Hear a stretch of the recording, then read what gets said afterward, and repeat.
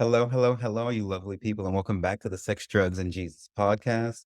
My name is DeVannonSeraphino. I'm your host, and we are continuing our lessons in divination today as we talk about water signs.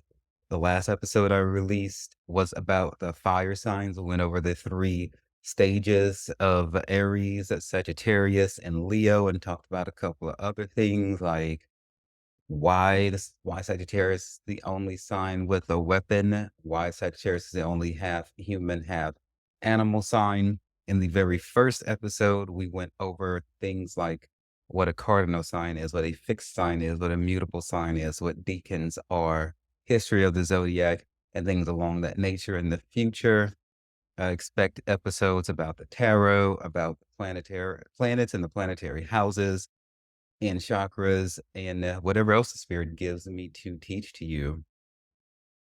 I'm trying to get y'all to grow in your spirituality, to think more intently about it, to take some time to yourself. That way you can show up better for yourself, for the divine, get prepared for your afterlife, which is a real thing. We're not going to always be here, and tomorrow is not promised. I'm not trying to scare you, but we got to be real about shit and make preparations. Doing spiritual work, soul work, shadow work, getting alone with the divine is like having spiritual insurance in case something bad happens to you, your children, someone close to you, or you do depart this plane of existence unexpectedly. You know, it's happened. Many of us have lost, well, many of us have known people. I don't consider death to be a loss. Many of us have known people to have transitioned quickly and suddenly be in some sort of car accident or whatever the case might be. We got to get our souls fit to stand before the Lord. Okay. If you don't believe in the afterlife or in God and you believe in a reincarnation, well, you still have to be fit to reincarnate as something you might care to be. Because if you don't do no soul work, I think, according to my research, even people who believe in reincarnation don't believe you're going to have a good reincarnation if you leave a shitty life in this plane of existence. So let us do more than just try to have experiences and consume. That's gonna happen. Let us become more focused and intention about our spirituality. So the purpose of all of this teaching that I'm doing here is to help you use what's accessible to you. You know, not everybody's gonna pray to God or care about a deity or whatever, but a lot of people really, really, really get into astrology, the tarot. It's something that people seem to accept. And there's a lot of proven value to it. God is all over the tarot, all over astrology, all over, the horoscope and the planetary alignments. I believe all of this has so much intersectionality with God. I think God created it all. I think he commands it all. I also don't think science and religion are mutually exclusive. I think there's all kinds of intersectionality. I think that you would see that too if you really sit down and think about it. I don't take on this mindset of one side has to be right or wrong. And if people would quit fighting and find like the common ground, and then I think that you would see it too. I personally don't see why God could not have spoke and that could have been the Big Bang. And there you have it, the end. Because in the book of Genesis, in the Hebrew Bible, when it opens, the world is already here. There isn't anything in there about God created the world. The spirit is already moving upon the waters of the earth in the first chapter of the Hebrew Bible in the first place. So to me, that justifies and explains the dinosaurs and the cavemen because the earth was already here when the book of Genesis opens. And therefore I hold space for evolution and all of that. And I don't see why God could not have been there from the beginning. I just don't see that. And so I reach for knowledge and wisdom and wherever I can find it. I'm not trying to make, dividing lines or anything like that. I'm trying to see where the intersectionality is that way I can increase power, increase my wisdom, and increase my strength. That make any sense to throw away perfectly good value and knowledge from science or religion. So let us let the anger go. Let us let the defensiveness go. Let us let the need to be right go. And let us keep an open and flexible mind. And remember, God ain't done you nothing. The angels ain't done you nothing. The church hurt you. That was them. Fuck them. We passed on from them. We shall never relive those experiences again. But we got to take God with us and leave the church behind. I don't fool with Christianity. I don't fool with any religion. I don't fool with nobody's damn church. But God, Jesus Christ, and the Holy Ghost, I'm thick with. Okay, I'm very close to them. True religion, in my opinion, is found out in the wilderness, like with John the Baptist and Enoch. People of beings that people know, people who have lived in this earth that people know about. Then they can go to like church. John the Baptist and go to the damn church. He was out in the wilderness eating what locusts and honey, calling on the name of the Lord, and was powerful. Jesus really only went to church to debate with people he really didn't give a fuck about church people in his day, and he wasn't even a Christian. So there was a need for the term Christian for a while back in the day to separate themselves from the Jews who were gonna believe in Christ and the ones who wasn't gonna fuck with him. We're past those days now, and it's not what it used to be. The term holds no value, but that doesn't give me a right to sit down and throw all knowledge of God away just because the church is fucking up. I also think there's authentic church experiences in psychedelics. I have felt the Holy Ghost on psychedelics like intensely. I think LSD ain't nothing but the Holy Ghost in a bottle, personally. And I felt very church vibes when I've been in certain clubs where a lot of the kids are on psychedelics. God is where anybody is open to him. As they say, where two or more touch and agree. And that doesn't have to be a physical touch. It can be an energetic touch, a mental energy understanding sort of touch, just a directed focus on the Lord. God will honor that. And then the Hebrew scriptures talk about whoso offers praise glorifies me. It doesn't matter how you do it. If you're clapping your hands, if you're dancing to soul house music, either sober or on some sort of drug that has you in a hyper state of consciousness, God is in all that. He's cool with all of that. So there's a lot of flexible, fun ways that you can approach God, approach spirituality, or whatever deity you want to believe in.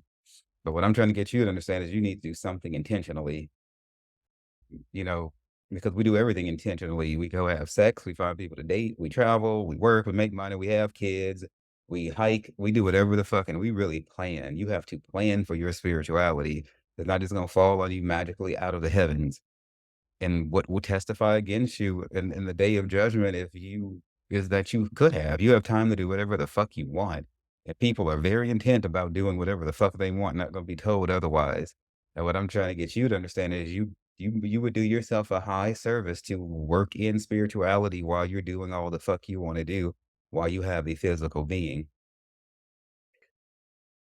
I was talking to somebody the other day about taking time to themselves to like detox and things like that. And they were like, well, I won't be having any time to do like a 7 day like herbal detox. And, I'm like, the warning I want to give you all out of that is to be careful when you're scheduling your life that you have time to yourself. I know you might have to go to work and be around people, but other than that, you should, most people are in a fair amount of control, especially single people, of having time completely to yourself. I'm talking about if you never have 7 damn days just to yourself and you're always out with people, or you always are around people, you need to change that.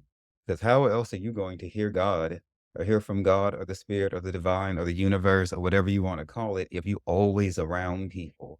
You can't do that. You need to schedule time to date God or the universe or the spirit as you understand it, just like you would a person, just like you schedule time to bond with your child or with your pet.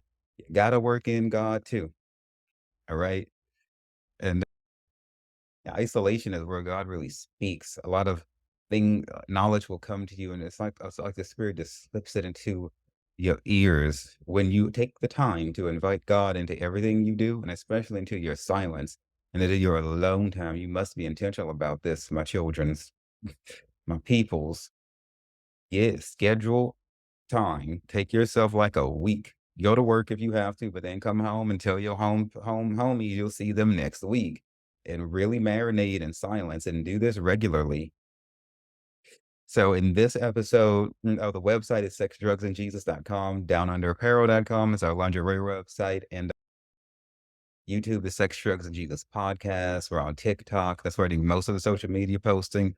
But I do trickle some things over to Pinterest, Facebook, Instagram, X, Twitter, whatever the fuck you want to call it. And so yeah, so check us out. Sexdrugsandjesus.com has a lot of resources on there. The things that have to do with like mental health, suicide. I'm getting ready to post a link on there about clubs and different queer, and in my opinion, rather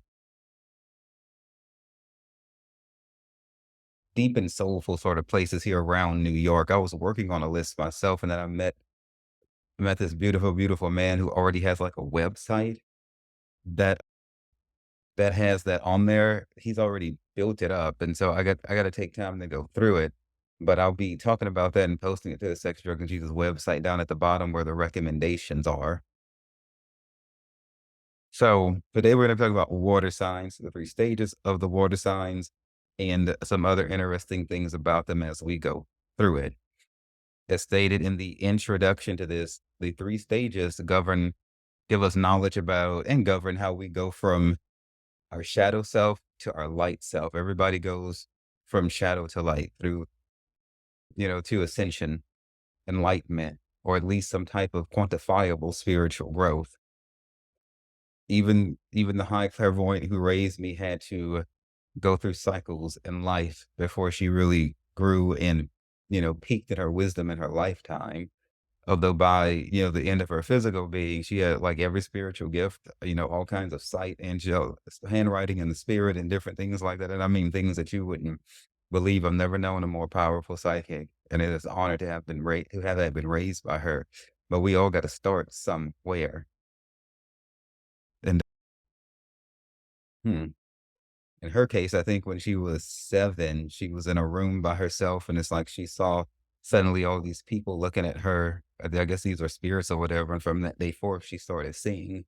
But me, when I was about 5, I had a dream of a golden cross covered in jewels all around, all of the bottom top side, the purest gold, the 24 karat. I don't know if it's sufficient to describe it, but gold, real gold, like natural gold, a deep, soulful gold in its raw form. It wasn't like a polished thing. It was a natural gold covered in all these jewels. And this cross was spinning and spinning and spinning and spinning. And it came and stood before me. That is the moment that the Lord marked me and called me to his service. Because that cross, it was like it was pleading with me, having like a silent, internal, deep soul like conversation with me echoed, within me and within the cross and between us. And from that day forth, I started dreaming and growing in other gifts and things like that. This is all quite appropriate because water signs, carry a lot of psychic and emotional power to them, especially like in the tarot. Who do we have? Like the Page of Cups, the Queen of Cups, like the Moon card, different, different cards like that carry a lot of like psychic energy to them.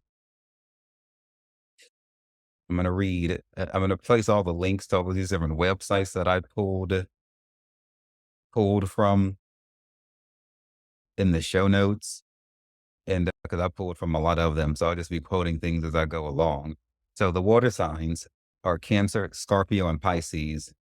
These embody the spirit of flow in each of their own distinct way. The rush of rivers, the murmur of tides, the churn of waves. These three dynamic signs are known for their emotions, artistry, sensitivity, and often psychic abilities. Far from shallow, they bring depth and intensity to the zodiac. What does the element of water represent in astrology? We all need water to survive. It is an essential component of life. Water can be used as a tool for cleansing and purification, but it can also create floods, deluges, and catastrophic devastation. Lord have mercy. Likewise, there's a powerful association between the water element and the subconscious realm. They're both impenetrably deep, infinitely expansive, and flow in a variety of ways. Water is emotion. The water signs tend to embody the multitudes of this soulful, fluid element.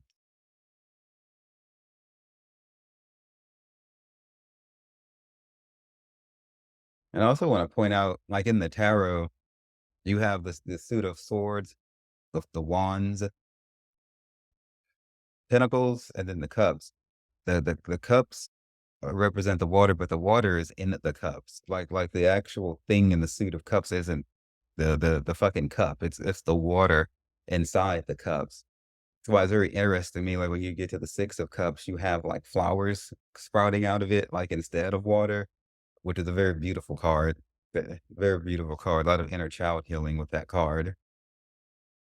So we will start with Cancer. Cancer. The dates for Cancer are June 21st to July 22nd. popular symbol for the sign of Cancer is the crab. Element is water. Its modality or quality, whatever you want to call it, is a cardinal sign. Again, a definition of the cardinal of what cardinal sign is back in the first episode. Cancer's ruling house is the fourth house of family and home.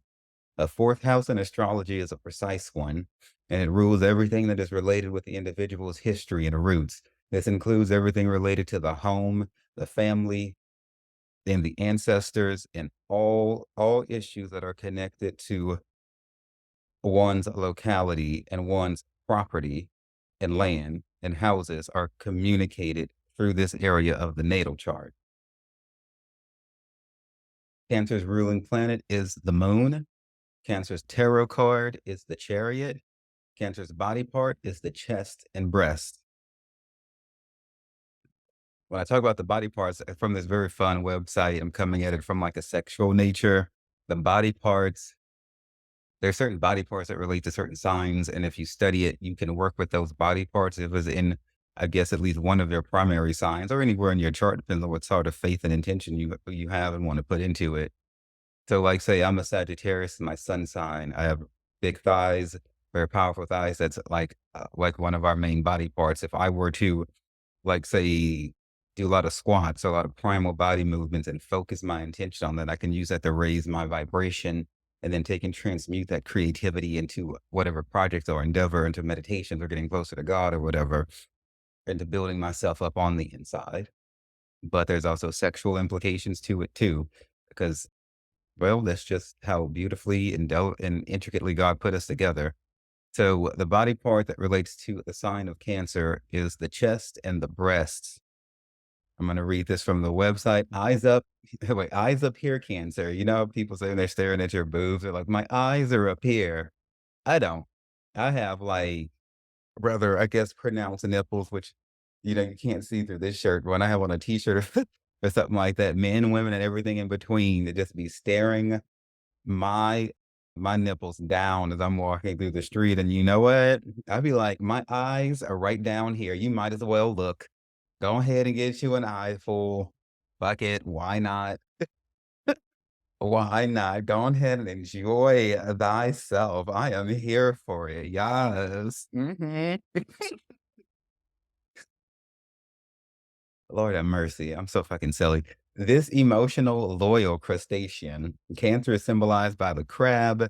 He is extremely sensitive and may be receptive to touch around their chest area. Crabs love soft kisses and bites to their chest area, especially their nipples.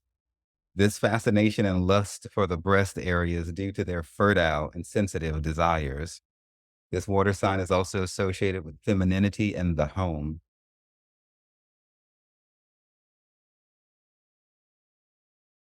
Cancer, the feeler, corresponding with the beginning of summer. Cancer is the first water sign of the zodiac. Likewise, Cancer represents the first time we're experiencing the rich complexities of our emotional inner world. New to the joy of being loved, along with the sting of rejection, Cancer protects its mushy gushy interior with a hard, impenetrable shell. So naturally, it takes a while for this sign, which is symbolized by the crab, to build trust and let its guard down. It's sensitive, hunty, but in due time, cancers reveal their sweet, delicate nature. Cancer is ruled by the moon, and like Mother Moon herself, tends to have a nurturing spirit. Cancers can be fierce and protective of friends and lovers, and also the kind of helicopter parents who want to know where you are and what you're doing whenever you're out of sight. This oscillation between safe coddling and vicious overbearing is another prime example of Cancer's crustacean origin. Tender on the inside, but always ready to pinch with his massive claws. Celebrity Cancer sons include Princess Diana, Vin Diesel, Ariana Grande, Robin Williams, Courtney Love, baby, Frida Kahlo, Lana Del Rey, and Larry David. We admire and resent these stars for echoing our own emotions, directly accessing feelings that society demands we stuff down without shame or artificiality. They make us nostalgic for our own emotional authenticity. The three stages of Cancer: the crab, also known as self protective, the hydra, also known as defensiveness, and the peacock of all things, unconditional love. That's a whole new being from a crab to a hydra to a peacock. Hydra is that it's like that Greek mythological being that you cut off one head, I think like two more sprout in its place. That's a lot. A lot. Talk about the crab. As you first begin to move through life, you operate like a crab. The crab has a protective shell, which is how you live this first stage of life, as if everything potentially is there to crush you. Not believing in your own strength, you often feel like you get pulled and tossed around by the waves of life, yet not able to see the bigger picture. Just like the crab moves, you seldom move in a straight direction and instead meander back and forth through your life. Lord have mercy. Thank you, Lord. While family and friends are always important to you, like the scavenging nature of this animal, you tend to accept less than what you deserve early on just so you have something. But this is also part of that difficult life lesson that leads you to the next phase.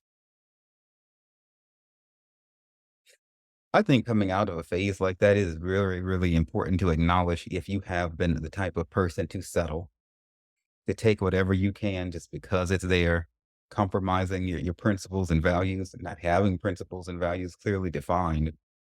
If you ever were that way, it's okay. That's the point of growth. Just tell yourself the truth. I compromised. I let people walk all over me. I took abuse and things like that that I didn't deserve.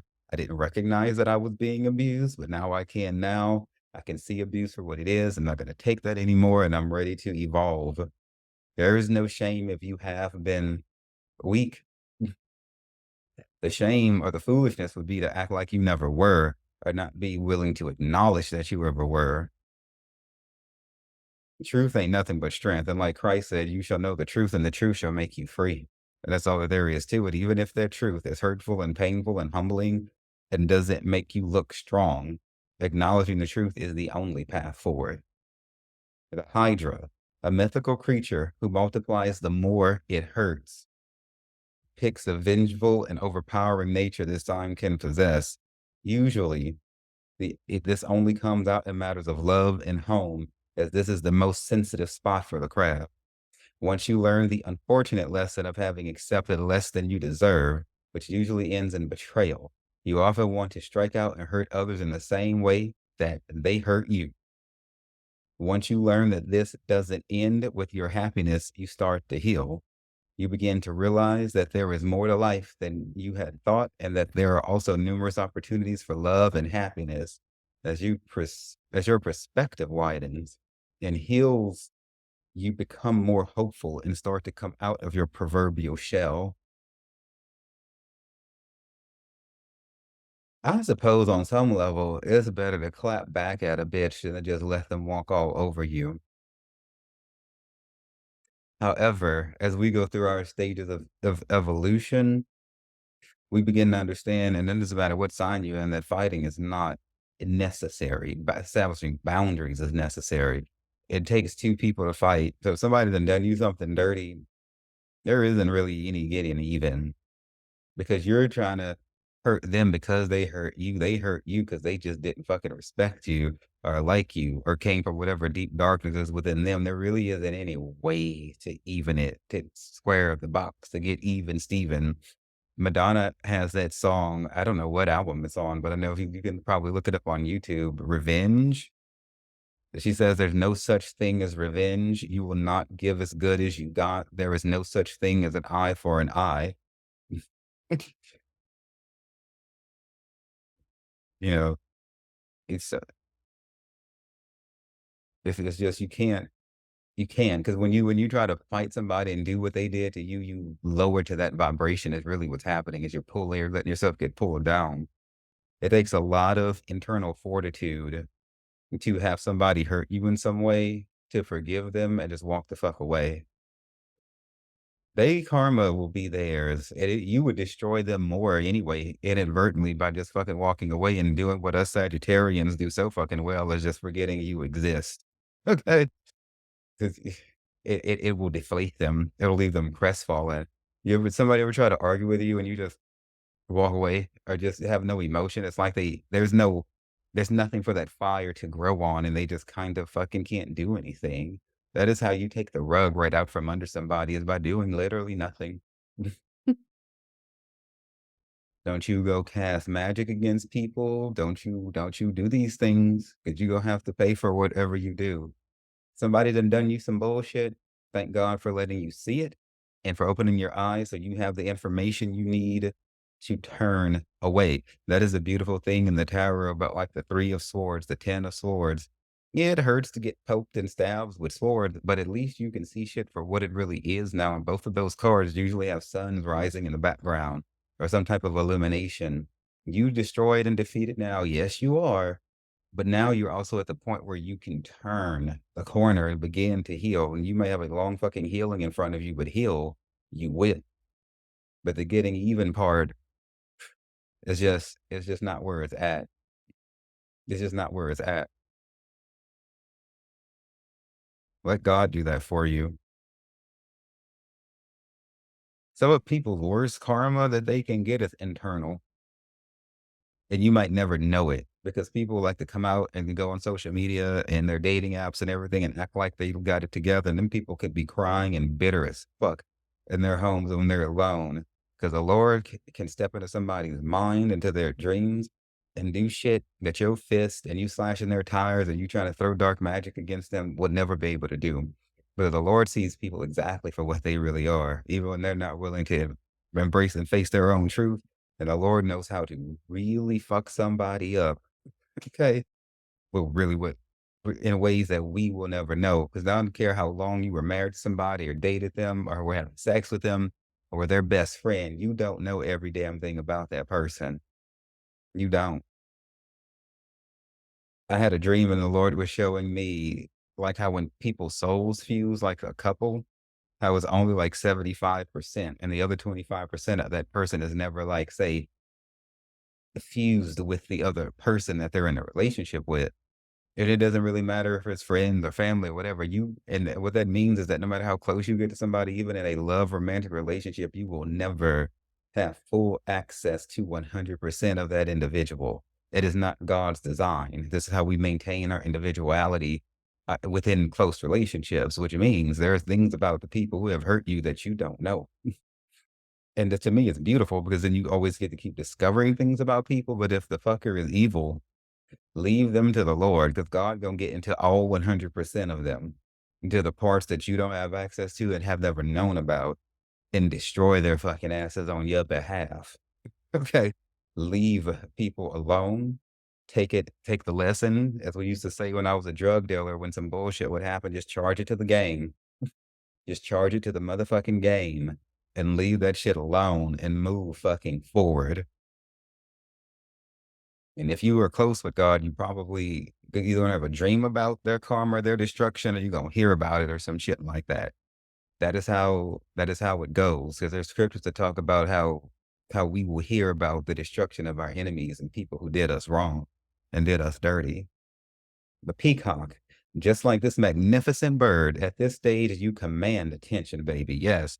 Now, not with your words, but because when we've evolved into our higher self, which for you is that of a queen, my beautiful Cancer people, Cancerians, I guess is how you would say that. Your own actions speak for themselves. A true embodiment of love, grace, and compassion. You now use your lessons in order to help those around you never experience the pain that you did. When you're really walking in your own power, you ain't gotta run your fucking mouth all the time. Your very aura will speak for you because at this peacock stage, you're doing what I was saying earlier and taking time to your fucking self and doing your spiritual workouts in private so that when you show up to your relationships and out in public and shit, you carry a force that will go before you. Because when we are dealing with people and we're in their presence, we're taking in everything, the way they look, the way they smell or don't, the way their teeth look, the way their voice projects, that's the words they choose to use, their choice of clothes, everything, the way we stride and glide and walk, the way we conduct, the way we look when we sit down, our choice of pose. This is all happening on a conscious and subconscious level. And when you really have evolved and you've ascended and you become this peacock, all the peacock got to do is just stand there and look peacocky. It's not that even the peacock is trying to peacock. It's just the beauty is fucking natural. They literally woke up like this. Your power will flow naturally. You're not trying. It can't nobody at this point, you have very healthy fucking boundaries. As soon as somebody has a little fletchling of bullshit, you cut it off. Those people who hurt you before, probably you saw red flags and you ignore them. Every sign does this in the lower stages. We compromise with bullshit we never should have until we evolve and we love the fuck out of ourselves. When you take isolation time, intentional isolation time, like I keep telling you to do, you learn how to love yourself.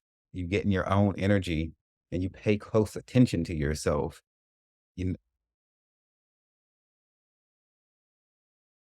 you know, I was working out earlier tonight in my apartment. I chose this week not to go do any of the fitness classes at the gym, and and I was it is a workout that I do like once a week anyway. But I noticed while I was doing it, like, my body's changed. It looked different, more athletic, more fit, and I noticed I had more agility. Okay, when I'm in a fitness class around a bunch of people, I gotta focus on the instructor, gotta pay attention to not bumping into the other people in class and all of this and that, which is all fine and beautiful. But when I was alone tonight doing that, I was able to really pay attention to me and give God glory and be thankful for my ability to move in a more efficient and fluid way. I don't know when I started doing it, but I was able to pay attention to that finite minutia tonight. You got to get by yourself to pay attention to how you've grown and be able to quantify growth and changes. I'm very, very big on quantifiable growth. That way we don't get caught into this emotional lull of calling things inspiration without being able to quantify what you were inspired to do, or always being around healing and never being able to quantify what has been healed in you.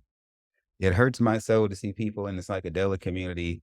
I just started doing psychedelics like literally last year. I did LSD once in Mexico last year, ayahuasca once, and that was fucking it. This year, I've gone full throttle with it. I'm a full on psychonaut.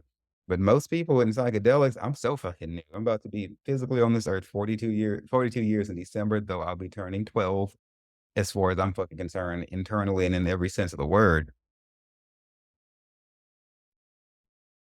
But but everybody else I know is doing psychedelics has been doing this shit for decades. I'm new. Like, I just got the psychedelics like yesterday fucking day. But some of them have not grown. And I'll ask people who have been doing psychedelics and LSD, which is something that can attach you, rewire your brain fucking fast. I asked them quantify for me like how you've grown since you started psychedelics. What problems that you have then, which have now nobody's ever been able to fucking answer me. And but that's okay. That's why I'm here. The spirit is challenging them through me, just through that question, so they can think about what the fuck they've been doing with their time. Because it's very easy to get into a situation where you do things that make you feel good, but there anything productive coming from it. Even if you have sex with your partner, you should be able to quantify how you're closer over time, how you've gotten to know them better, how you understand their body better, how you're transmuting this energy to worship the divine better, how you approach them better. Like you should be able to see the difference. So let us not get caught up in good feelings, because that is the devil's playground and he can really fuck you up by keeping you from growth and stinting your growth if you settle for things that make you feel good. You train yourself to do this if you do, or if you're the type to do things like hookups, one night stands, if you do things like inject the drugs, watch porn, things like that that are like high rushes of fucking emotion, but they don't really have depth to them, but they feel really sensational in the flesh, but there's no like depth to them.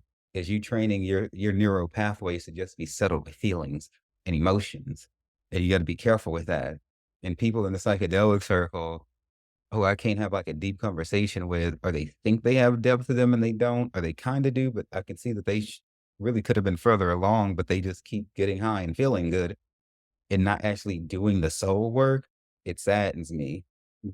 We're going to work with these children. We're going to work with them. Congratulations, Cancer, on becoming the beautiful peacock that we always knew you would be. Scorpio. Scorpio is my rising sign. Your rising sign has everything to do with your first house.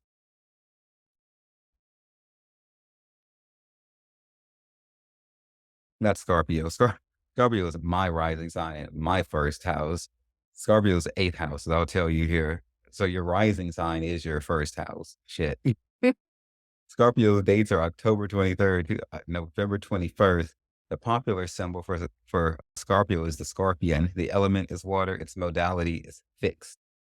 The ruling house, the eighth house. In astrology, the eighth house is the house of the zodiac sign of Scorpio and planet Pluto. It is viewed as the house of sex, taboos, death, resurrection, and other people's possessions. We can infer from these general fields that it also rules legacies, heritages, and wills. Likewise, the eighth house is one of the entryways towards the spiritual world and is generally associated with the occult and magic. The eighth house can be considered one of the best instructors when it comes to teaching us about life and its meaning. It is the domain of transformative encounters. I am really looking forward to laying out the lesson that I'm going to teach on these planetary houses. It is fucking fascinating how much power and insight God has given us by studying the stars, these houses, tarot cards, astrology, and the intersectionality of it all. Good God Almighty, we have everything at our fucking disposal to understand ourselves. Even if our parents and the church and school, whoever the fuck we thought was supposed to raise us, it don't fucking matter if they didn't do it right or good enough or efficient enough or however you feel, you got it anyway. Like it's right here in front of you and you would only reach for it. Scorpio's ruling planet classically was Mars. Starting the 20th century, it turned to Pluto. The tarot card associated with the sign of Scorpio is the death card. And let us not be afraid of the death card. You die all the time, really. Look, how did Maya Angelou say? Every day I reinvent myself. You know, cell fusions, mitosis and meiosis happening within our bodies and plants and shit around us all the time. You know, death is nothing more than a change and transformation, and everything that you go through, every breakup, every job you leave, every time you do anything, like if you're dancing at a club, when you leave the dance floor, then that is the death of that dancing session, so to speak. All this getting you ready to physically depart this plane of existence. So really, we die all the time. And there's some shit you want to die. Toxic ass relationships, terrible jobs, anything pulling on your energy. We need to get to a point where we look forward to the next transition. We enjoy where we're at. We enjoy the growth of something, but we value and celebrate death just like everything else. Jesus Christ said to actually mourn when somebody is born and to rejoice when they die. The Hebrew Bible says that better is the end of a thing than the beginning. So we get higher in our spirituality, we stop these emotional attachments and being all squishy about shit and letting shit go. And we fucking boss up. All right. And we understand that we're not gonna always be here. Nothing is permanent to speak of. Our relationships, our emotions, like our spirit form is permanent. Because when we die, we just come into a full manifestation of that. And our relationships carry over into the afterlife too. But it's very, very, very, very fucking important whose energy we accept. The body part associated with the sign of Scorpio is the groin and genitals. Who knew? Who would have guessed, right? Hmm. So let me read from this website about this body part. You got to hand it to Scorpio. They just cut right to the damn chase with this whole thing and may gravitate towards the groin and genital area. True to their reputation, Scorpios are extremely sexual beings. Since Scorpio already governs the sex organs, try adding erotic dimensionality by experimenting with role play, bondage, or even the Kama Sutra. After all, this sensual water sign loves to get wet. Pun very fucking much intended. Well, yeah, I have a high ass fucking sex drive. And there isn't anything wrong with that. You know, our sexuality creates our creativity, and sex is around us all the time. God created sex. I love the power and the magic of sex. Sex is a high ritual. It's a high magic ritual is what it is. It's collaborative magic, and you do create things when you have sex with people. That is why I don't do hookups. I don't do one night stands. I don't go on dating apps. I do not have sex with people I don't know. That I mean I have to marry everybody. I'm not above polyamory, but even And if I'm gonna be poly, it's not so I could have a lot of fucking people. It's because I have so much love to give, and I am able to, and I'm emotionally and spiritually mature enough to balance the energies of more than one partner. There isn't anybody in my life who I just have there for the purpose of sex. That is a low blow to the concept of sex. That is insulting to it. I don't give a damn how much people do it. It is unwise spiritually to expose yourself to unknown energies like that. I took my underwear fetish and my love for underwear and turned that into the business that is Down Under Apparel. My lingerie website, downunderapparel.com, started in a flea market. We hit our 10-year anniversary October the 4th of this year, 10 years ago, in Denham Springs in the fucking country outside of Baton Rouge. I opened that store. I had got out of jail. I had so many fucking felonies. I couldn't get hired anywhere. I was a janitor at the VA in a mental health program, making minimum wage, tax free, thank the Lord. But it was the only job I could have after I was done being homeless and I got HIV and I thought I was going to die and lost my damn mind in the streets of Houston. I started Down Under Apparel 10 years ago, transmuting my sexual energy and my high sexual nature into a money making business. And that's what you can do. Plants, animals, you see love bugs having sex in the air and different fucking dragonflies. Plants are always growing and their cells are they're going cell division and so are our cells. Sexual energy is around us all the time. But it is of quintessential importance that we come into control of our sexual nature and our sexual energy, and we don't let it just fly the fuck off with us. Just because something's not rape doesn't mean that, okay, anything else goes. No, you can have people doing sex consensually and really fucking themselves over in the way they're going about doing it.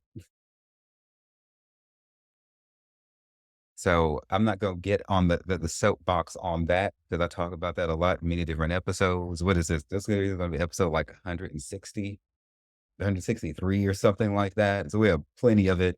You know what you can do is go to the sexdrugsandjesus.com website. Myself and two other spiritual leaders collaborated on a blog that talks about the dangers of like sex magic and different things like that. In case you don't believe me, there's other people who have some viewpoints on sex magic. It's real. Magic casting and spell casting is a part of this world, and I need you to understand that witchcraft, voodoo, all of those things. I was raised in Louisiana around all of that, taught all of that growing up. Witchcraft shit is cheap. You can get it from damn near, I mean, you can use it anywhere from grass and trees outside, but go into like a magic shop, which they sell the shit online, because I would venture to guess magic is probably like a multi-billion, a zillion dollar industry. It don't take a child on a child's fucking allowance. You could afford witchcraft supplies. It's nothing but fucking herbs, oils, potions, fucking sprays and shit like that. It ain't like it's costly. Voodoo and witchcraft supplies don't cost a whole fucking lot. You got some things, some like the cauldrons and different bigger things like that that are gonna be pricey, but you can do that same sort of stuff in a pot on the stove if you're witch enough, if you're doing magical enough. So I'm trying to get you to understand is there's a lot of people doing a lot of spell casting around you, and they don't come with crooked noses and pointy fucking hats. They look just like this with a button collar shirt, or just like with jeans and a t-shirt on. We in ceremony have like certain things that we wear, certain garbs and things like that, that you might be affiliating in your head with magicians and shamans and gurus and mystics and witches and stuff like that. There's a time and a place for that. But our magic is just as strong with us when we're out in the street, not in those clothing, as we are when we're in official ceremony. And magic is so powerful that it subconsciously works. This is why you cannot be around people who don't have your very best intention in mind. A one-time evangelist Nelson, the high clairvoyant who raised me, we're getting ready to take a church bus trip to fucking Florida or Mexico, some damn where. I didn't want it was just gonna be me going, and then that was it. I was going by myself. I didn't want my brother and my dad to go with me, but she was on the phone in her office trying to get them to go. I didn't say anything, but when I realized that she was trying to get them to go, I just really, this strong emotion came up in me, and I just really was like, fuck, I hope they don't go. Since she was clairvoyant and very sensitive, she could read my mind and read my emotions and tell. And she kind of pulled the phone away from her. She was like, "Boy, go get on that bus," you know, because my very will and desire for them to not go was interfering with her trying to will them and get them into going. Okay.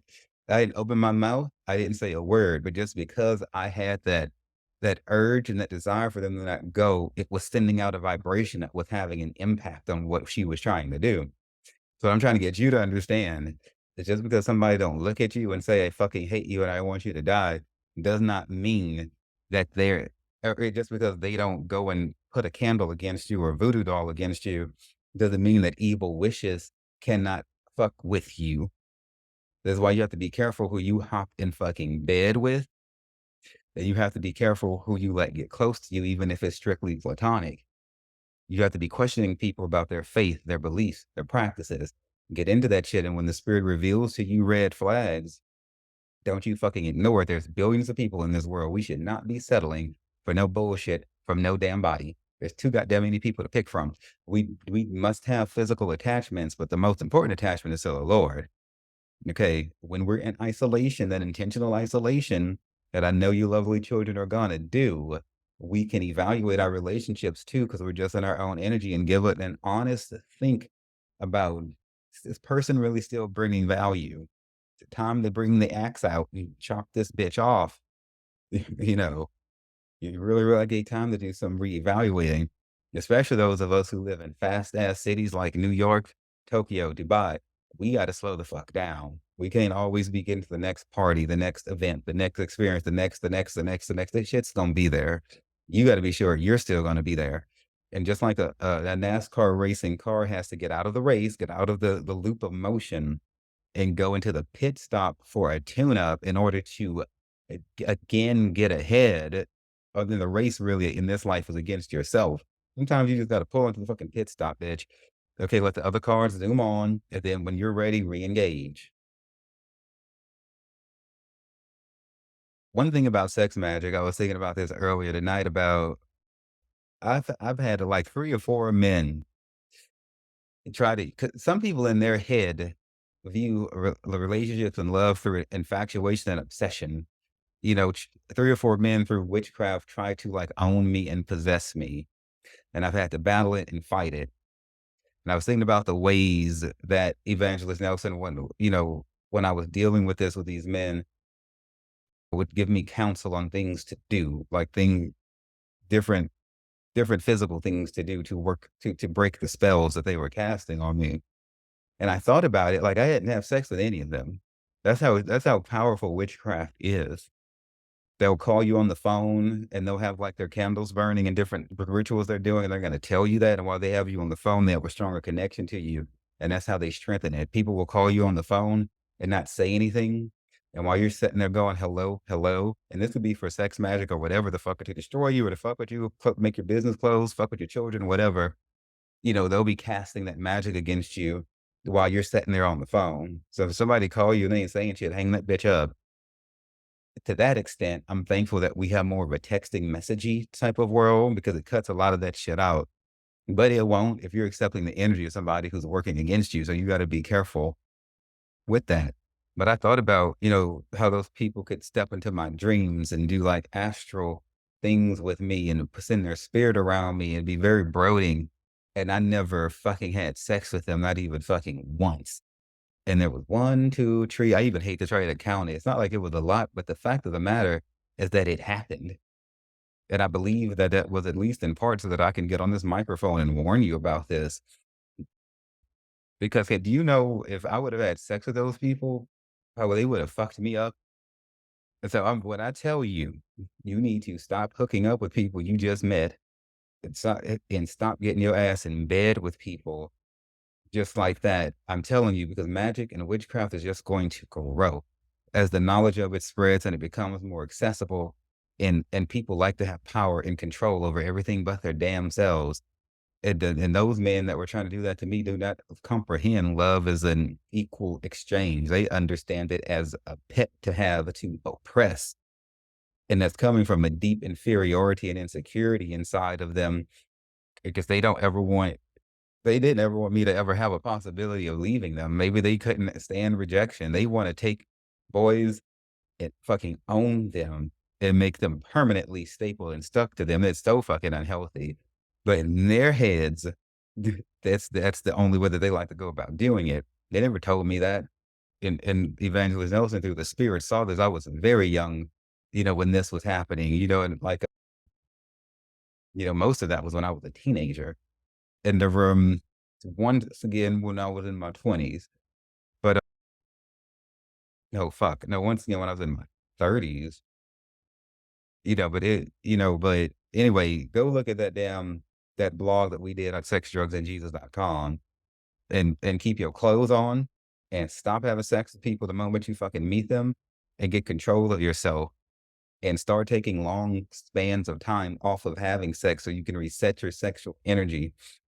Have a think about yourself as a sexual being, spiritual sexual. Look at sex spiritually and stop trying to reduce it to just physical. You can't do that.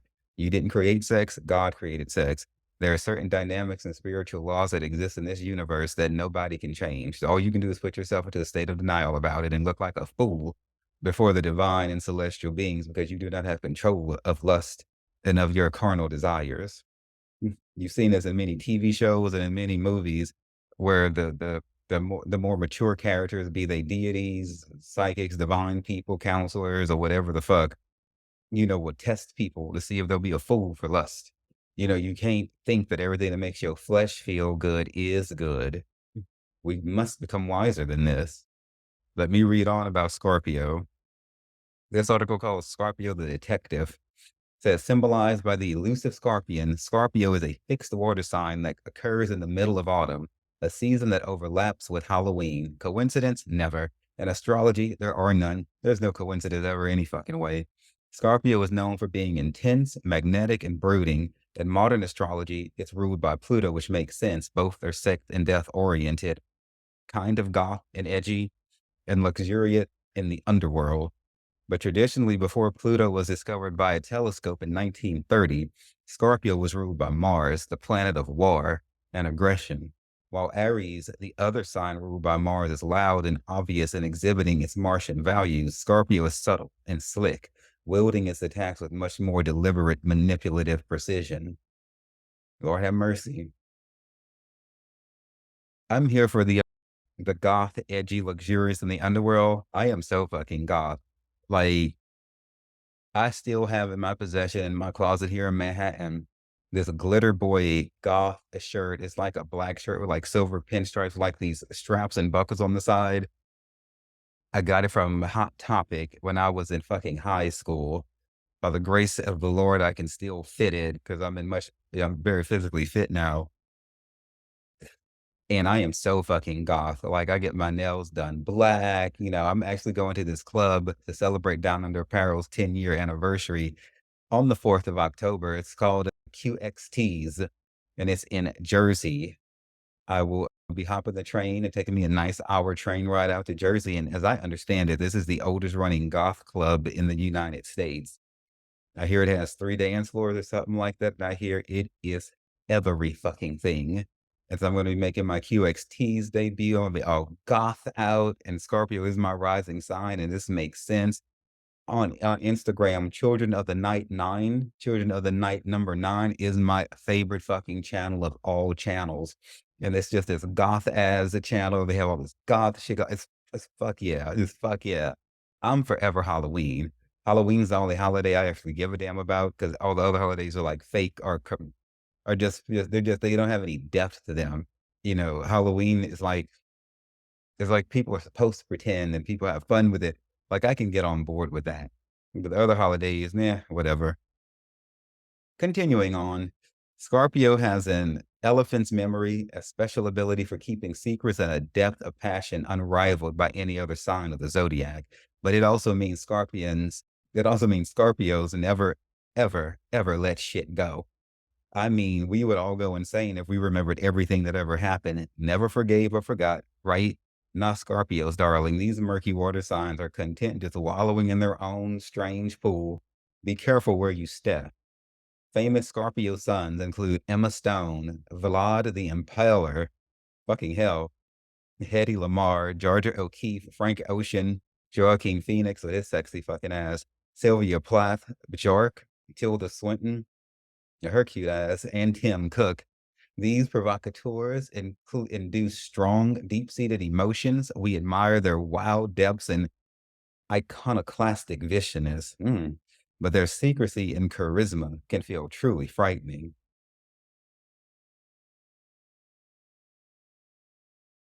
The, s- the three stages of life for Scorpio is the scorpion, also known as survival mode, the eagle, also known as self-isolation, the phoenix, also known as rebirthing. The scorpion, you are in survival mode early on in life. This means your primary purpose is to not get hurt. However, as this is unavoidable in life, you then want to inflict pain on those who have done the same to you. It doesn't matter if it was intentional or not. You have a very retribution based approach to life at this stage. If someone crushes your dreams, you often either take that very same energy out on someone else or worse on yourself. Your stinging nature during this time can often come across as emotional unavailability, with you keeping away what it is you say you most want. As you realize that none of this is leading to success in life or love, you eventually retreat to the darkness to try to hide from being hurt anymore.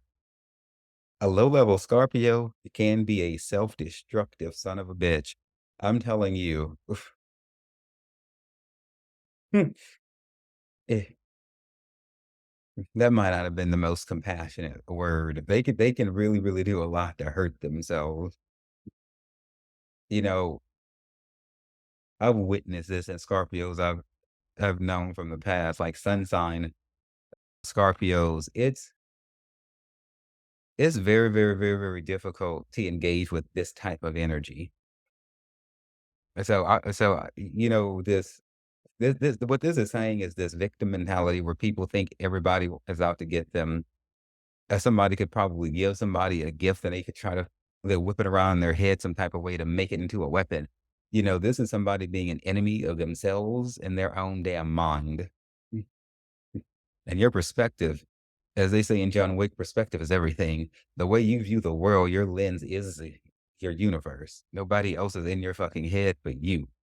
And these people here approaching the world from like a don't hurt me vibration, that's just not how you go about things. You got to accept the fact that pain is a part of life. The God strengthens us through pain, like pain, letdown, betrayal. It's like a spiritual workout. You have to have some sort of resistance in order to grow. You can't go to a gym and just stand there and look at the fucking wall. You have to find some sort of way to have some sort of resistance training, be it a band, squats, primal movements, weights, Pilates, yoga, something, and then you get stronger by it. Problems are what grow us in life, not the good times. Suffering is a part of the human existence. So bitching about suffering, why is there hunger? Why is there this? Why is there abuse? Why is there child molestation? This God allows these things to grow us, to bring us closer to him, because if he didn't, people would just be successful and not give a fuck about anything but themselves. Suffering and pain and problems is called balance.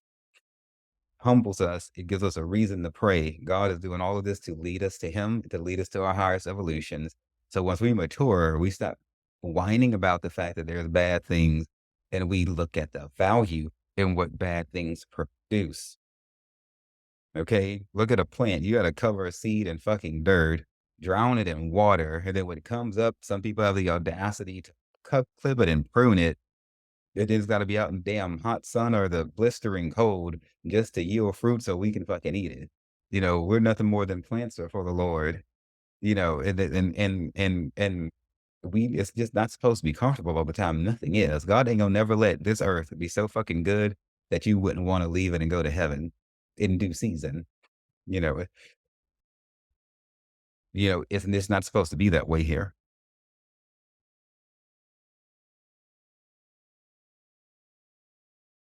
It's interesting that same retribution type mentality is here with Scorpio as it was with fucking Cancer. There's a lot of like these signs are very fucking emotional. That's why it's important to acknowledge you have emotion and be okay with it. With masculines, you really got to watch it because the world has told men in different cultures not to have emotions or to embrace them, or you're weak or you're a little bitch or you're like a girl. Ciao. Fuck all that noise. God made you. God is emotion and love. The end. So are you. You are both masculine. You are feminine. I don't care if you have a dick or what the fuck you think you're supposed to be defining your manhood by, but emotion must be a part of it. Or you're not going to ever be whole or feel whole. And you'll always be searching for something or needing validation. What you really need is to own up to your feminine side, which could look like anything. It doesn't mean you paint your nails and act like a girl. It just means you honor the part of you that's more nurturing rather than fucking controlling, or trying to be a boss all the time, or trying to create or do or be active. Just, chill, be nurturing, be tender, show love. And that might be the extent of your feminine side. That's it is for you to search that out and to be okay with that and not to fight your emotions. If you fight your emotions, you're doing what this paragraph here is saying and fighting yourself. And then you're going to blame every damn body else. That's only going to last until you like die. But then when you face the Lord, you're not going to be able to play no damn victims anymore. And so you better tell yourself the truth now. You're not going to always be on this earth to run around with lies and self deception in your head. And I do mean that with love and compassion, but that is a hot fucking topic for me because I've had to deal with fucking low level Scorpios in the past. The eagle, the first inclination. Now the eagle being the second evolution of Scorpio is very fucking wild to me because in the tarot on the world card, you have the four fixed signs of the zodiac. You have Taurus, Scorpio, Aquarius, and Leo represented in those four corners. You have the bull, you have Aquarius represented as a cherub, and you have Leo as a lion, but yet you have this middle evolution of Scorpio on the world card, which has to do with, I mean, the world card is the last fucking card of the major arcana, and it ends the cycle. It ends like the whole cycle, and you start back over at the Fool, which I'll talk about all of that in great detail when I do my tarot lessons, and I will be doing a global tarot reading, not science specific, covering everybody as we all go through the same cycles. I will be doing a global tarot reading once I go through all the tarot cards. Anyway, the eagle, the first inclination of this phase is to avoid being hurt again. Oh, and on that world card, wait a minute, all of them are holding like basically the Bible or the Torah, the Old Testament in there. It's very, very, very interesting, the world card like that. Anyway, the first inclination of this phase is to avoid being hurt again by not being around anyone. The eagle flies higher than any other bird, which means there's a tendency to be lonely during this time. Not because no one is there for you or because people don't love you, but rather because you've self-isolated out of fear of being hurt again or of having to change. The eagle learns that it doesn't have to hide in order to keep itself safe. You can find success in life and in love, but in order to do so, you need to take a chance on each. They learn that failure is the only redirection, and that while pain is a part of life, it doesn't have to define who we are. I'll tell you one thing, being this damn emotional, if you can get a mastery over yourself, you will be quite a masterful motherfucker. And you will experience and feel power such as you have not known. That's one of the beautiful things about chaos and things being unbalanced and unstable is how relative to that weakness, how you glisten and shine once you pull your shit together to give you a great sense of humble pride. Okay. This is just speaking to me about balanced expectations and fear, letting fear go. God has not given us a spirit of fear, as it says in the book of Timothy, but of love and a power and of a sound mind.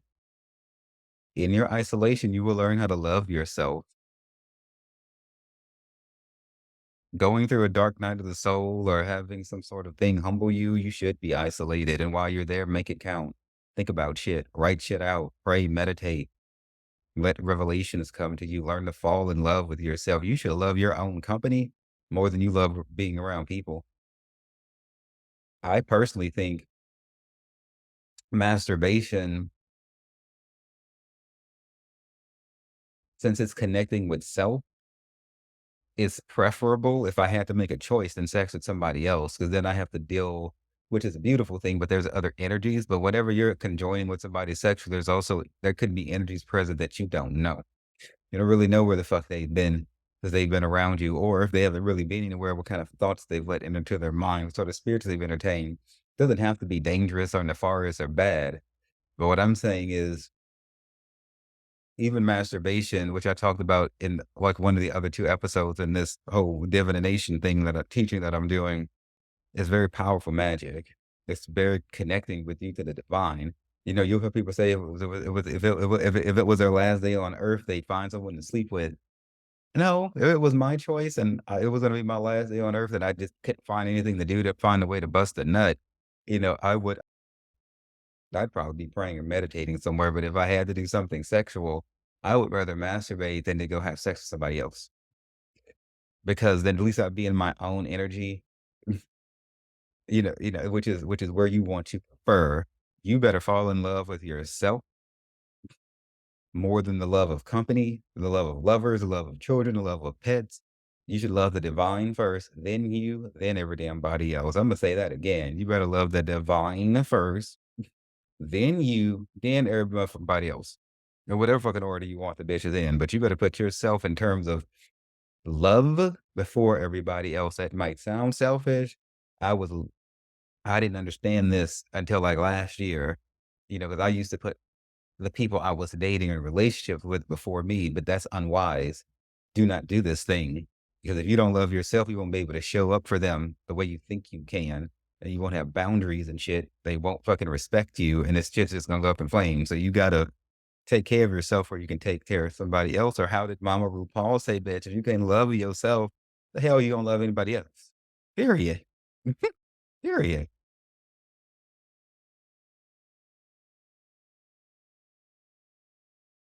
And no, you're like your pain and not just your pain, but the fucked up shit that you've done doesn't have to define who you are.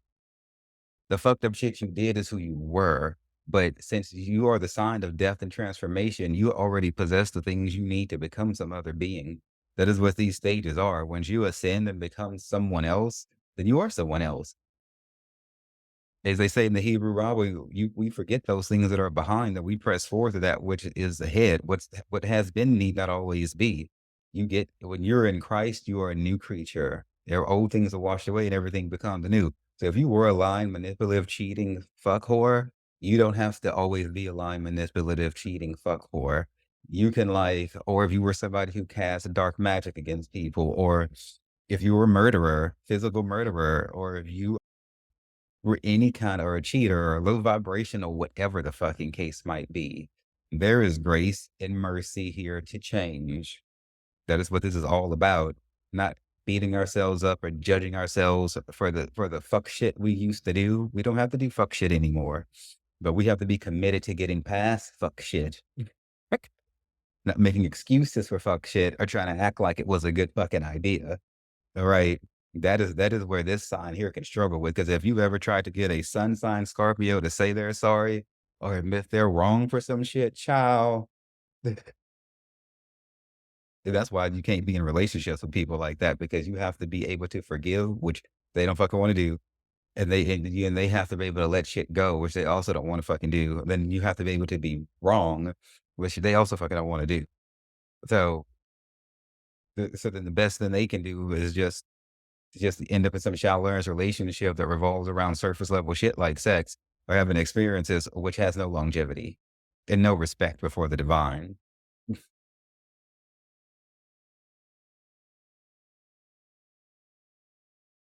The phoenix, you become unstoppable. The things that once burned you are only a part of your rebirth now. Ooh, love that. You are able to elevate away from being defined by your pain to being defined by how you heal from it. You no longer need to stay wounded out of fear of moving ahead. You have realized how truly powerful you are, and that no one can make you feel anything without you first giving them permission. This means you will elevate to that space of rebirth where you have finally allowed yourself to live exactly as you were meant to. That playing a victim shit, like this person here is saying, is about having a fear of moving ahead. Scorpios being a fixed sign, y'all ain't necessarily the first ones that want to hop up and change.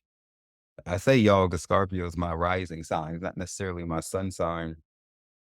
Creatures of habits. I've heard some of them say they're creatures of habits. No, you're not. Oh, nobody can be a creature of habit. You can try to tell yourself you are, but you're fighting the flow of the universe and of the flow that God has put into creation because everything is always in a state of evolution. So you cannot possibly be a creature of habit if you have any kind of damn sense. Because the whole point, that doesn't mean you don't have shit that you like playing your Xbox when you get home or watering your garden. I mean, we have our go-tos, but to try to put yourself into this mindset that you're a creature of habit and you're not one of those people who likes to change or likes variety is out of fucking fear. Holding on to pain. You don't you're gonna hold what you have that is comfortable and familiar, and you don't know what the fuck's gonna happen if you move forward. It's called living life. We can always do better. Like we used to say in the game, if we gonna trade, trade up. But you can always evolve. You have to. You don't have a choice. You would not want like the divine to force you to change. That's what the tower card in the tower is all about. Motherfuckers didn't want to see shit for what it really was. They want to get to growing. So now this lightning is here to fucking force you to. Your ass is going to move and change. It's just a question of whether or not you're going to do it willingly, or if you're going to sit there in fear, cuddle with trying to white knuckle and grip exists as you understand it. Be open. The phoenix is about that.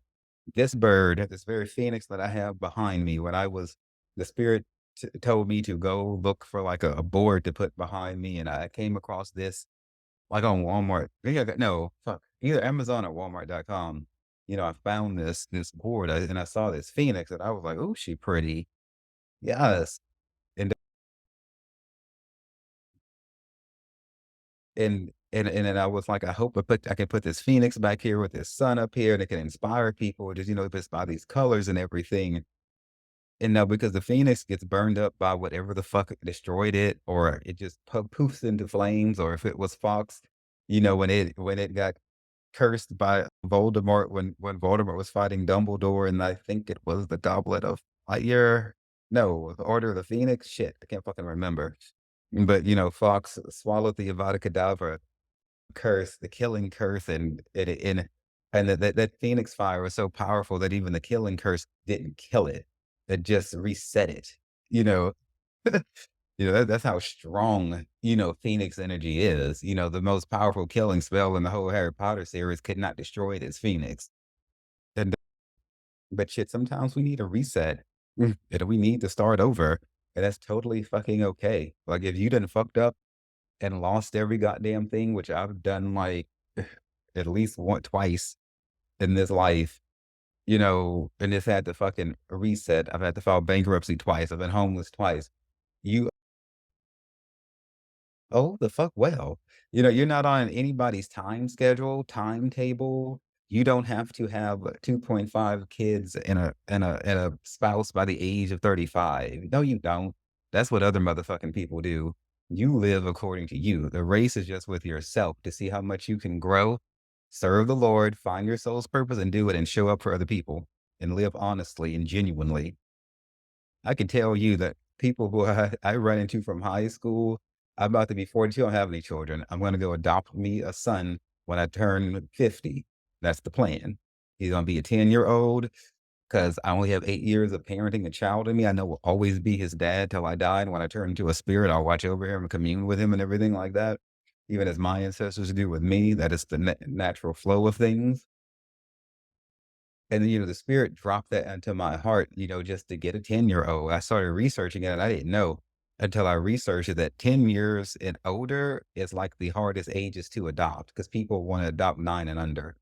I was like, well, this works out deliciously because I only want 10. you know, 10, 10, is fine with me. Man, if he wants like a sibling, I'd be down for it once I get accustomed to him, but it would be, a child his age at that point. But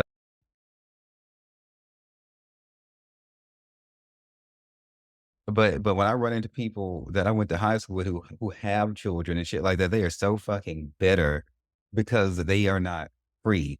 They went and got into this relationship and had these fucking children because either they was fucking around and got pregnant or they intentionally did it because their families expected them to, or whatever the case might be, but it's not them living their truth. And so they're looking at me and other people who I went to high school who don't have any kids. It's like, bitch, what you doing this week? I think going to Tokyo or whatever. Or, going out to the club. I'm gonna be high on LSD all weekend. You know how I'm doing. I'm just gonna be vibing and shit, bitch. They looking salty as a motherfucker because they can't. Because they got this whole fucking child here, and raising a child is a big deal. That's an eternal soul, and their angels do always behold God's face. They're not a pet. They're not something to get because you want to be entertained. You want to be entertained, go get a fucking cat, a lizard, an iguana, a fucking ferret. You don't go have a whole ass child. That is an obla motherfucking gation, and it's a beautiful one. And some people are really fucking cut out for parenthood, and it's great when I see that. It is like, ah, goddamn, yeah. Some people have like the gift of motherhood. Like my mother's that way. Some of my friends are that way. To see them with children is just like fucking Mozart making music or some shit like that. They're damn good at it. But when a parent ain't, it's like, oh Lord Jesus, what did they do that for? And so live your truth. You know, do what the fuck you want at the age you want to do. I admire celebrities for that, not having children till they're like 40 or 50. You need to take time to learn you. A man is not fully physically developed till we like in our mid 20s. The mind till we're like after 30. So if you are a man in your 20s and you have a child, you basically still a child raising a child. Essentially. You might think you know who the fuck you are, and I can't speak for everybody who ever walked the planet, but I myself and other men can attest to this. It wasn't until we went that around 30 that we really began to fucking settle, at who we are and perspectives begin to develop. In my 30s, my inner child wasn't even fucking healed. I didn't even know. I didn't start having flashbacks regarding the molestation and shit till in like my mid to late 30s. So slow the fuck down. Live an authentic life and stop trying to rush into experiences and trying to, banish that societal conditioning. There's nothing wrong with you if you don't have a family or children or this amount of money or that or whatever the case might be. And if you need to reset, if you get into some fucking bullshit and you need to go back home and be with your parents for a while, I had to go back home and live with my parents for a while. It was fucking terrible because I was fucking grown and I was clashing with them, especially like my dad, because I mean, he's an asshole any fucking way. And, but, but if you got to do it, there is no shame in that. That is an honorable thing to me. If somebody has enough humility to ask for help and take it. Some people don't have parents to go home to or somebody to take them in or no shit like that. To be thankful for what the Lord has provided. And like when people need food stamps or TANF, temporary aid for needy family, or different government assistance programs. I used to work for the Texas Workforce Commission and used to sign people up for these programs. Some people would have such like a pride thing about them. Like, I can't believe I need this. I'm like, girl, you paid your taxes for it. The only reason why these programs exist is because that even if you didn't fucking pay taxes for it, who gives a damn? Take the fucking shit. It's help. You need it. You got fucking children to feed. It's not like everybody just go get a fucking job because they want one. They don't hand them out on the corner. So if you going through some shit and you need something, then that's what the Lord has made it available for. When I was signing them up, I wasn't homeless. I never thought in a million fucking years that I find myself in a situation where I needed the services I was helping other people get. But there I was then on food stamps at the food pantry, getting free food and shit and everything. Talking about being humble, bitch. Having to take my own damn advice. Okay, and I took it too. Pisces dates go from February the 19th to March the 20th. Popular symbol for Pisces is the fish. Element water. Modality mutable. Ruling house, the 12th house. The 12th house of the zodiac is ruled by the zodiac sign Pisces and its ruling planet Neptune. Before Neptune was found, Jupiter was viewed as the planet of Pisces, and since then it has been considered as the co-ruler of this mysterious house. The 12th house is likewise called the house of the instinct, of dreams, of the hidden world, and the unconscious. It is considered one of the most dangerous houses in the natal chart, but we ought not overlook that its foundation lies straightforwardly in the depths of our psyche. The natal chart is your birth chart. Astro.charts.com, which will be in the show notes, is a place where you can go to get your natal or your birth chart to tell you like all the different shit you were born order and the angles and all of that. You have to have your date and time of birth for that. In this way, by changing the way our perspective and healing our spirits, the danger that this 12th house brings us can be softened. In this 12th house, we can find the deeper levels of our mind, the processes and values that are behind our thoughts and activities, and our intuition and instinct and unconscious beliefs that we have inside us. The ruling planet, as is stated classically, was Jupiter until the 20th century when it turns into Neptune. Its tarot card is the moon, and its body part is the feet. Someone is likely to have a foot fetish, and that someone is Pisces. Oh, Lord. The last sign of the zodiac, Pisceans are believed to absorb all the lessons of the 11 signs that come before them. Given that heavy load, Pisces governs the feet, the anchor of the entire body. To really get this water sign swimming, be sure to treat your Pisces lover to a steamy foot massage in the bed, or better yet, the bath. I'm reminded of this modeling job I was sent on. I used to model for First Models in Houston, Texas, after I graduated from the Barbizon Modeling Academy. And one of the jobs I got paid the most for was like a foot photo shoot. And I went for the audition after I got a pedicure, and I laid on the floor and did all these foot poses and everything. And they were like, "You've done this before, haven't you?" And I was like, "Well, you know." And and sure enough, I called back, I got the job, I got hired out. The job was like, I got paid over $300 for them to take pictures of my feet for like 45 minutes. I'm sure that this shit ended up on some like footfuckfetishshit.com or whatever the fuck. That's probably a damn website. Where I wasn't allowed to ask questions. I wasn't allowed to ask where the pictures were gonna go or none of that. I collected my coin, secured in my motherfucking bag, and this was not in some shady place. It was in a professional photo studio, but who knows who the client was who requested that from the photo studio. Anyway, I just thought I'd throw that little trivia out there, but my feet are snatched. Just saying. Pisces, also known as the poet, the bottom of the sea is almost impossible to penetrate, but once there, you can catch multitudes, skeletons of eaten shark carcasses, sunken ships heavy with treasures, crabs, and sea spiders so titanic they seem pulled from a Hammer horror film. And that's exactly where Pisces, the last water sign of the zodiac, dwells. Pisces exists in a distant, dreamlike space somewhere between planes of reality. Pisces occurs at the end of winter, a time when, at least here in New York, the season's cold, tight grip feels truly endless. Pisces is a mutable sign, meaning it's ready to change and adapt and is receptive to outside ideas and understandings. In modern astrology, Pisces is ruled by Neptune, the planet associated with dreams, spirituality, and escapism. And in traditional astrology, the time before the advent of the telescope is governed by Jupiter, the planet of expansion and evolution. Either way you spin it, Pisces knows how to travel to the deepest depths of the human psyche, drifting into realms of subconscious creativity and spiritual fancy. Indeed, it is the most connected to the collective unconscious.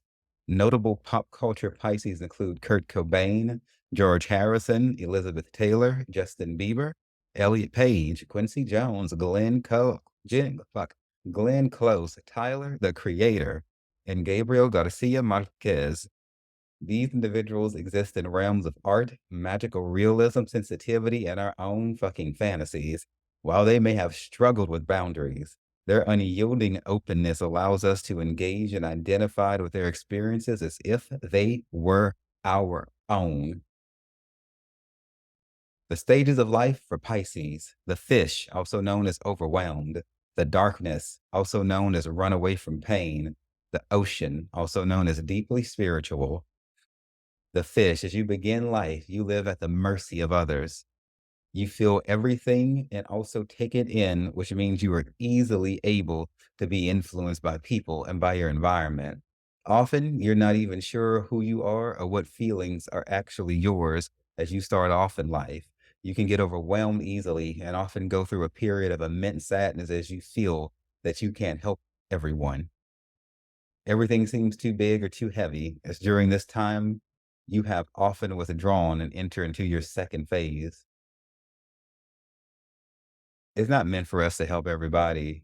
Your purpose is for specific people, for your time, for your generation on this earth. That's just something we have to accept. Even in benevolence and being kind, we can become out of balance. So you want to always be praying to be led to the right people, the right organizations, nonprofits, or the right avenues to be benevolent because you don't want to become out of balance, even in something good like giving gifts, donating money, donating your time to charity, your counsel, your wisdom. You got to have a little bit of giving, some time to recharge, some time to do other shit, and all these other things. You want to be balanced and everything. You want to paint with all the colors of the wind, but it is not for you to help everybody because you don't want to abort somebody's birthing process. Like you would not help a caterpillar out of the cocoon or the fucker wouldn't be able to fly. Some shit you do wanna rush in if somebody's trying to commit suicide, that's a little different, but you can't heal every bit of suffering. This goes back to what I was saying earlier. We gotta mature to a point where we can watch somebody go through suffering and rejoice because of the growth that they're going through. And you can be affected by it emotionally, but you have to assess whether or not help is really warranted just yet. They're like, if you come into a lot of money, you don't want to go just handing it out to every damn body. Some people might go and overdose on that money or kill themselves or just get really fucking lazy about their spirituality with it. You want to pray that you don't do that and it be the source of somebody's self-destruction. Most people aren't rich, so those people can handle a lot of money like that. It could break somebody's mind, if you just like lay $1 million on somebody out of nowhere. Like you got to be careful with how you handle benevolence of whatever form it is in. The darkness. In this place, all you want to do is forget. You want to forget the pain of the world, of those around you, and even more so your own. While it's heavy enough living under the burden of being able to feel the world's emotions and feelings, you tend to take heartbreak, betrayal, and pain internally to a whole other level. Often this affects your physical body and your life in general. All you want to do is forget, which means you will often use substances, people, or even just the belief that you'll never be loved in order to do so. You descend into the darkness, but the miracle is that in the giving up associated with trying to forget, you were also surrendering into the pain where there was light waiting to take you back to the surface. Lean into the pain. Pain is our friend. She seems like a bitch, but pain is like that friend that's giving you the hard truth, the hard shit that you don't want to hear. Pain is really one of your best fucking friends. Pain, like Madonna said, it is a warning that something's wrong. Pain is a beacon. The pain will help you with your redirection. You don't want to have something fucked up that's hurting you and not be aware of it. That's how deep fucking trauma can be. Like sometimes when trauma goes in us, it's so deep we numb it out subconsciously. But when we begin to feel pain, that means we're processing it. This is a good thing. This is what we want. The ocean. Here, you gain command of the ocean and of the emotional world. You feel everything as deep as you do now has become the superpower that you use to help others, change the world, and live an abundantly rich life. You are part of something bigger than just this world. And because of your divine surrender, you walk and live with one foot in the spirit world at all times. You've learned that your heart is your greatest asset and embrace it for all that it is and all that it feels. How beautiful is that? This is having all those chaotic emotions and all of this hypersensitivity that is associated with Pisces. I say hypersensitivity, but yeah, too much is never enough. Fuck it. I'd rather be over the top than like underwhelming or coming in short. But being super sensitive or highly sensitive is overwhelming until you gain the mental and emotional and spiritual capacity to command it and balance it on the inside of you.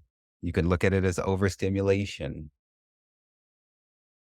That's how a lot of like genius, in my opinion, like people who people try to label as autistic is sometimes the things that are being perceived come in so fast that the physical body can't keep up with it, and it makes the person look quote unquote slow or something like that. But really, they just have a very fucking fast mind and a very fucking fast way of interpreting and processing things. But then as they get older, their body can actually learn to meld with that, and then we see like a more refined being in person in front of us. There ain't nothing wrong with being sensitive. Don't you ever let somebody tell you that you're like extra because you're emotional or you feel things deeply. Fuck that. Fuck them. Okay. You better be being in touch with shit and feeling it and going through it. That's called a full fucking life experience. And acknowledging emotions rather than denying them. Feeling pain rather than act like it's not there. Enjoying delicious pleasure too, acting like you don't rather than acting like you don't deserve it. Paint with all the colors of the wind, my children. Paint with all the motherfucking colors of the wind. Pain, hurt, joy, sad, glad, all of it. All of it is a beautiful jambalaya that the Lord has prepared for us, and it will help create us into what He wants us to be, to serve Him, to serve us, to serve others. A truly abundantly rich life is what this is talking about when you are one with the spirit and you walk in this world. This article said 1 foot in the spirit world, 1 foot in this world, 1 foot in the spirit world, 1 foot in this world. Understanding that you are both spirit and physical and acting like it. This is a Pisces doing intentional shit, praying, fasting, meditating, taking spiritual journeys.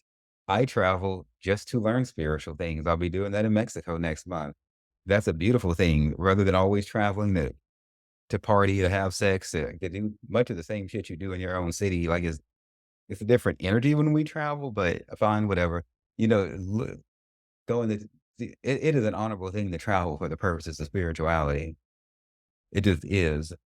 And then this ocean level Piscean person here fucking gets that. You know, that they're not gonna always be here and they're in command of their emotions and it doesn't bother them. This is like when you're able to take an objective look at yourself and you ascend to a point where it's almost like you feel like you've stepped out of yourself and you're looking at yourself. You're going, okay, this person's hurting. That's fine. We can do this with this and this. Like, they want to feel this pain, but it's not going to last. You have a very level headed and sober minded way of handling any motherfucking thing that comes up. No matter how catastrophic it is, you don't fucking freak out. You like, you're immediately like grounded. And you're like, okay, that's how we're going to deal with this. Now, you might be feeling intense things, but you're not going to react that way. You know how to take those feelings and transmute them and channel them wherever the fuck you desire for them to go. This is true self mastery. And not just for you, but you look at other people going through their experiences, doing low vibrational level shit. You don't judge them. You just let people have their fucking experience. Okay. This friend of mine wants to smoke 10 packs of cigarettes a day and drink a liter of fucking alcohol. Even emotions about it. You just let that be. Counsel if it's warranted, if the spirit brings it up or it feels right, but you don't feel like you have to go run and fix everything.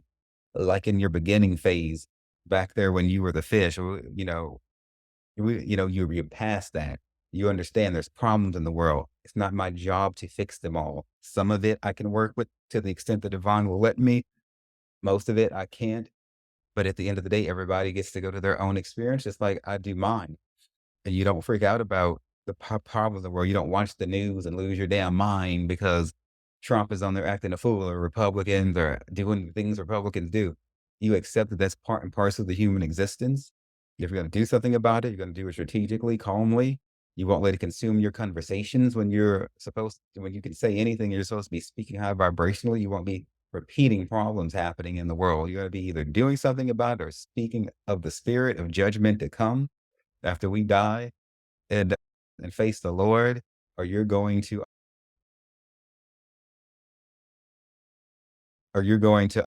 be doing some high vibrational shit somewhere. You're not gonna be fucking around on no bullshit. And it's just the perspective is clean. It's really crisp. It's really clear internally, externally, emotionally. And it's a strong fucking power to be in when you, as this ocean, have high psychic awareness.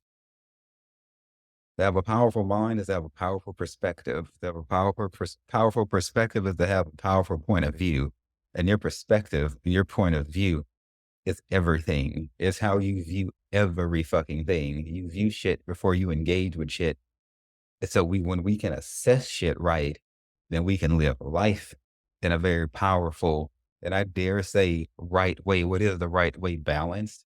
When we love ourselves, where we understand parameters and boundaries, when we give people space, we know when to act, when not to act, when to speak, when not to speak, and we don't get all overly emotional and go run in and abort people out of their destinies.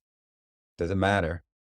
You have to, it's a learned skill. And through these evolutions, we learn and we grow. And then we look back and we can see where we've come from.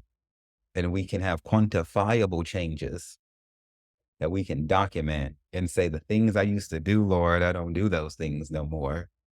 There's been a change since I've been born, since you touched me, since I had that psychedelic experience, as I was filled with the Holy Ghost, since I started reading the Hebrew Bible, since I started doing yoga, since I started praying and fasting and meditating, since I stopped going to the club every damn night or every weekend, and since I started taking 7 days to myself. There's been a quantifiable change since I've incorporated spiritual practices into my life. I'm still dating. I'm still, perhaps, or I may be taking a break from it for a while, only to re-engage later in a better way. Or I'm still having sex, or I may be not doing that for a while, so I can re-engage and come at it from a better way. I'm still enjoying life because God's not trying to take anything from me. I can have sex and date and travel and be poly, be monogamous and do all the things. Now I'm just making an active decision to incorporate spirituality into my life so I can actually be fully fueled with food, fueled with spirituality, fueled with mental stimulation. Have a full platter in front of me now, a full plate of food rather than just a third or two. I'm now painted with all the colors of the wind. This is where I'm trying to get you to, my people. That's all I have to say. That's the tea. The next time I come to you, I will be talking about the earth signs. Mm. We're going to get into our Capricorn and, all of our Capricorn is my moon sign. So I might just go ahead and start with that. I don't even know. I'll have on a beautiful, I think I got like this mainly like brown shirt. I'm wearing shirt colors that I feel like represent the colors of the Zodiac. I mean, the elements that I'm talking about. I had on my red and gold fire shirt for the fire sign. I got on my blue for you tonight, representing my water signs. Yes, might as well make it fashionable, darling. Fashionable, yes. Milan, darling, Milan. That's my favorite fucking quote from The Incredibles. When that designer comes out there, she's like, Milan, darling, Milan. Yes. Oh my gosh. What the fuck? The website is sexdrugsandjesus.com. Downunderapparel.com, YouTube, Sex, Drugs, and Jesus podcast. Today we went over the water signs, fucking Scorpio, Pisces, and motherfucking Cancer. And we talked about the stages of evolution for all of them. I hope you learned something. Hope you can find yourself in something that I've said today. Please share this. When you're hanging out with your friends, sometimes pop a podcast on or have a book that you share between like your 2 or 3 closest friends or whatever, or a larger group if you have that, whatever. And really have a meeting of the minds and learn your friends. And by learning your friends, you can help you learn you better too. Put some fun past podcasts on. It doesn't have to be this one. Or watch a video on YouTube if you don't have time for a whole podcast, or you don't feel like you can just like take a segment of a long podcast and use it for whatever reason and talk about it. Because the Lord will step into the middle of that conscious collective conversation and make knowledge spur out of all of y'all. And you'll be surprised at the things you say and the knowledge that comes to you when you sit down and intentionally and consciously apply your mind to knowledge. So a podcast like this, it can be shared with friends and y'all can talk about it and be like, girl, do you feel this way? Did you what? Girl, I didn't even know that about you. Well, damn, let me think about this for myself. Okay, then you can go to the motherfucking club, or you can go home and have you some tea or whatever the case may be. Do it all. Enjoy your life, but enjoy the pursuit of knowledge and spirit too. I am done preaching to y'all for this time around. I will see you for the earth signs. I love you. Mwah. This is DeVannonSeraphino signing off for right now. This is not the benediction. This is not the benediction. Thank you all so much for joining us today and for taking some time to invest into yourself and into the lives of your loved ones. Please visit us at sexdrugsandjesus.com and check out our resource page, our spiritual service offerings, my blog, my books, and other writings that God has partnered with me to create. Find us on any social media platform. Stay strong, my people, and just remember that everything is going to be all right.